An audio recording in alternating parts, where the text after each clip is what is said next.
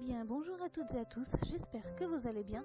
On se retrouve aujourd'hui pour le dernier chapitre du roman Le Royaume du Livre sans nom. Allez, c'est parti. Alors que Laura, Sophie et l'inspecteur Grantier venaient de quitter leurs amis du livre, ils apparurent dans un halo des plus lumineux, dans le bureau de l'inspecteur, là où se trouvait le livre au moment où la dernière personne fut aspirée. Le premier réflexe qu'eut le groupe fut d'ouvrir le livre, qui possédait désormais un nom, afin de savoir ce qu'avaient fait Hector et Bill après leur départ. Ils se mirent donc à lire la fin du livre sans se préoccuper du lieu où ils étaient désormais. Voilà ce que racontait la fin du livre. Hector et Bill mirent plusieurs jours pour rentrer chez eux, accompagnés d'Aria et son groupe, à cause des blessures de Bill qui le faisaient fortement souffrir, et qu'Aria et son groupe essayaient tant bien que mal de soulager. Une fois arrivés chez eux, Hector expliqua tout à Célestial en montrant le corps de Jack à celle-ci. Toute la vallée fut vite au courant de l'histoire et ils organisaient pour Jack un enterrement digne d'un héros. Ils érigèrent, pour lui, une statue représentant le courage et le merveilleux ami qu'il était. Cette statue fut érigée dans la prairie, la palente du peintre, juste à côté de la tablette de marbre noir, où est toujours aujourd'hui inscrite la légende. Une autre tablette de marbre blanc, à l'écriture multicolore, fut érigée où l'on pouvait lire le courage de Jack. Mais sur cette tablette fut aussi inscrit un hommage aux mystiques venus d'un autre monde, afin d'aider nos héros à accomplir leur mission. Et oui, le mot humain n'était jamais prononcé dans les pages de ce livre. Laura, Sophie et l'inspecteur Grantier apparaissaient comme des sortes de fées, ou du moins des êtres magiques. Leur nom était aussi totalement différent de la réalité. La seule chose qui était inscrite dans les dernières lignes du livre était que la vallée se souviendrait à jamais de ces êtres repartis chez eux, ainsi que du courage de Jack. Après la lecture des dernières lignes du livre, les larmes perlaient au coin des yeux de chaque personne. Aucun d'entre eux n'était épargné par l'émotion. Laura, ils vont tous beaucoup me manquer. Sophie, oui c'est sûr, il faudra conserver les souvenirs qu'ils nous ont laissés comme le plus précieux des souvenirs. Inspecteur Grantier, je propose que l'on essaie de faire publier cette histoire afin que le monde ait connaissance de cette aventure et de nos amis. Laura, oui, c'est une excellente idée. Maintenant que ce livre porte le nom de Voyage au royaume de Faunamilia, il ne faut pas qu'il tombe dans l'oubli. Inspecteur Grantier, nous sommes bien d'accord. Bon, il faut que je vous ramène auprès de vos parents maintenant. Je ne sais pas combien de temps il s'est passé ici. Nora, oui, allons-y. Sophie, ça va? Tu es toute pâle tout d'un coup. Inspecteur Grantier, c'est vrai que tu es blanche comme la neige. Sophie, je ne me sens vraiment pas bien tout d'un coup. Sur ces mots, Sophie perdit complètement connaissance. Laura et l'inspecteur se demandaient bien ce qui se passait. Quand soudain, Laura se souvient d'un seul coup ce que lui avait dit Célestial. Laura, il faut vite emmener Sophie à l'hôpital. Dans le monde du livre, sa maladie n'était plus. Mais ce n'est plus le cas maintenant que l'on est revenu dans notre monde. Inspecteur Grantier prenant Sophie dans ses bras et se dirigeant vers la voiture. Je vois, Salum Simi a donc repris de plus belle. Il y a urgence vitale. Suis-moi, vite. On fonce à la voiture. Je vous emmène à l'hôpital. Nora, on n'appelle pas une ambulance? Inspecteur Grantier, il ne vaut mieux pas pour deux raisons. La première est que jusqu'à preuve du contraire, vous êtes toujours disparu. Cela serait donc très étrange que l'on vous retrouve chez moi. Laura, c'est vrai, je n'avais pas pensé à ça. Que va-t-on faire? Inspecteur Grantier, ne t'inquiète pas, j'improviserai. Deuxièmement, ça sera plus vite fait avec ma voiture. On ne perdra pas de temps à attendre l'ambulance. Laura, d'accord. Inspecteur Grantier, va derrière avec ta sœur. Tu la surveilles et tu me dis si son état s'aggrave. On s'accroche, on est parti. L'inspecteur fit débarrer en trombe sa voiture. Il ne respectait pas du tout les limitations de vitesse. Il fallait faire vite afin de sauver Sophie. Il prit un virage serré, un peu trop vite, qui eut pour effet d'exploser contre la portière le portable de l'inspecteur qui était installé sur le tableau de bord. Dans l'état où il était évident que le portable ne fonctionnerait plus jamais. L'inspecteur arriva aux urgences en catastrophe avec Sophie, toujours inconsciente, et Laura à ses côtés. L'inspecteur expliqua rapidement la situation aux médecins et infirmières présents. Ceux-ci me prévinrent immédiatement de la situation. J'étais plutôt contente de voir que l'inspecteur avait retrouvé les deux sœurs. Je pris en charge immédiatement Sophie, qui était dans un état plus que préoccupant.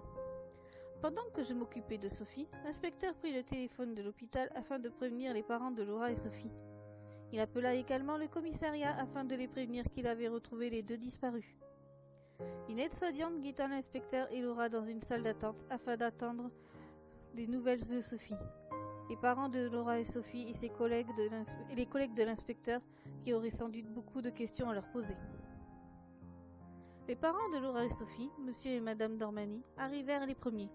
Ils firent suivi de près par les collègues de l'inspecteur. Madame Dormani prenant Laura dans ses bras. « Oh Laura, ma petite Laura, tu vas bien? Tu n'as rien ?»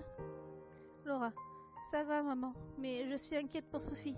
Elle ne va pas bien du tout. » Monsieur Dormani. « Où étiez-vous pendant ces 3 jours ?» Madame Dormani. « Mon chéri, je pense que Laura a besoin de penser à autre chose qu'à ce qui s'est passé. » Monsieur Dormani. « Pardon, c'est que je n'aime pas ne pas savoir. » Lieutenant de police. « Inspecteur, où étiez-vous? Ça fait 3 jours que vous aviez disparu. Où les avez-vous trouvés? » Monsieur Dormani. « Oui, comment avez-vous trouvé mes enfants? » Inspecteur Grantier. « C'est une longue histoire. J'étais sur une piste prometteuse que j'ai suivie. Je suis tombé sur un suspect très louche que j'ai suivi. Mais par malheur, j'ai cassé mon portable. Je n'ai donc pas pu vous prévenir. De plus, cette piste ne m'a mené à rien alors que je le suivais depuis 3 jours. Alors que je rentrais chez moi par des petits chemins de campagne, je les ai vus apparaître devant moi et souffler. Elles semblaient fuir quelqu'un. Je les ai mis en sécurité dans ma voiture. Je me suis mis à la poursuite de cet individu qui fuyait maintenant qu'il m'avait vu. Malheureusement, il s'est réfugié dans une forêt qu'il semblait connaître comme sa poche. J'ai perdu sa trace. Je ne pouvais même pas faire un portrait, car un masque dissimulait son visage. Lieutenant de police. Inspecteur, vous êtes trop imprudent. Il aurait pu vous arriver de gros problèmes. Inspecteur Grantier, rassuré que son mensonge prenne. Je suis surtout un imbécile qui avait son arme de service sur lui et qui n'a même pas pensé à lui tirer dans les jambes pour l'immobiliser. Monsieur et madame Dormani, je ne pourrais parfaitement comprendre votre colère par rapport à mon incompétence. Je vous prie de bien vouloir accepter mes plus amples excuses. Madame Dormani, vous n'avez pas à vous excuser. Vous nous avez ramené nos bébés. Monsieur Dormani, même si c'est sûr que c'est frustrant que vous ayez perdu le suspect. Mais je suis certain que vous le retrouverez vite. Inspecteur Grantier grimaçant. J'aimerais bien avoir autant confiance que vous. Je ferai tout pour l'avoir. Merci de votre confiance.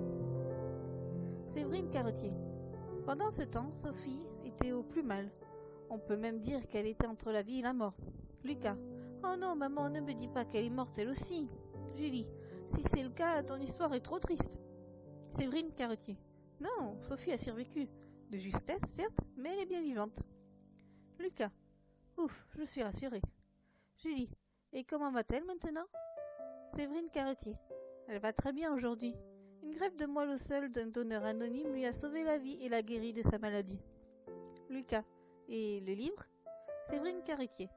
Il a été publié et il a eu un immense succès à travers le monde. Bon, j'exagère peut-être un peu, mais c'est un livre quand même assez connu. Quant à l'original, aujourd'hui, c'est l'inspecteur qui en est le propriétaire. Julie. Mais on ne l'a pas, nous? Séverine Carretier. Bien sûr que si. Seulement vous ne mettez jamais les pieds dans la bibliothèque, alors forcément. Philippe Carretier. Et l'inspecteur, son histoire à lui, il s'en est bien tiré?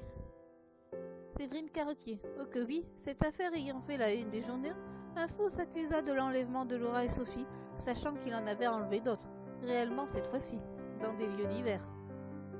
Philippe Carretier. L'inspecteur n'a rien dit? Séverine Carretier. Bien sûr que si. Il a toujours émis de gros doutes sur sa culpabilité, sachant la vérité. Mais la cour de justice en a décidé autrement, il l'a désigné coupable. Mais il n'est jamais allé en prison. Cet homme était quelqu'un de très instable psychologiquement. Il a été enfermé dans un hôpital psychiatrique. Mais pourquoi ces questions? Tu connais déjà l'histoire, toi? Philippe Carretier. Je sais, mais je me suis toujours posé la question à ce niveau-là. Séverine Carretier. Je vois. Ce n'est pas vrai, il est déjà si tard. Il faut que je fasse à manger.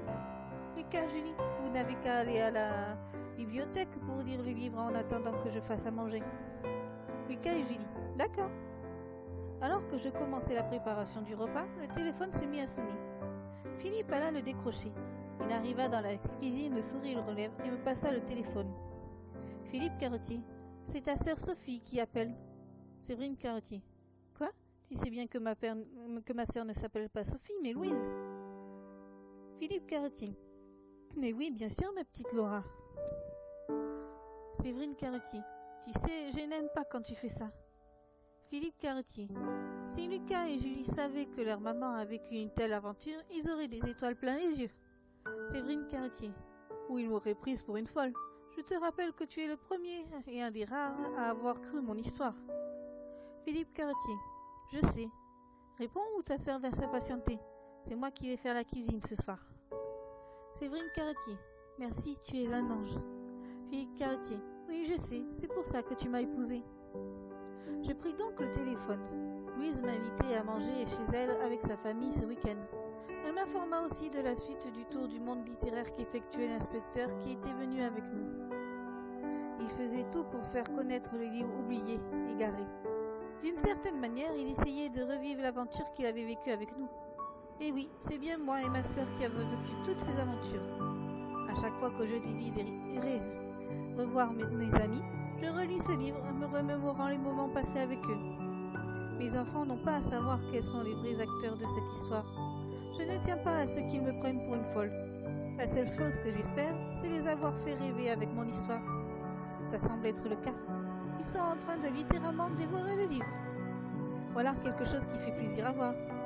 Nous avons vécu, ma sœur et moi, une aventure extraordinaire. C'est quelque chose qu'on ne peut oublier. Mais tout le monde n'a pas la chance de tomber sur un livre enchanté.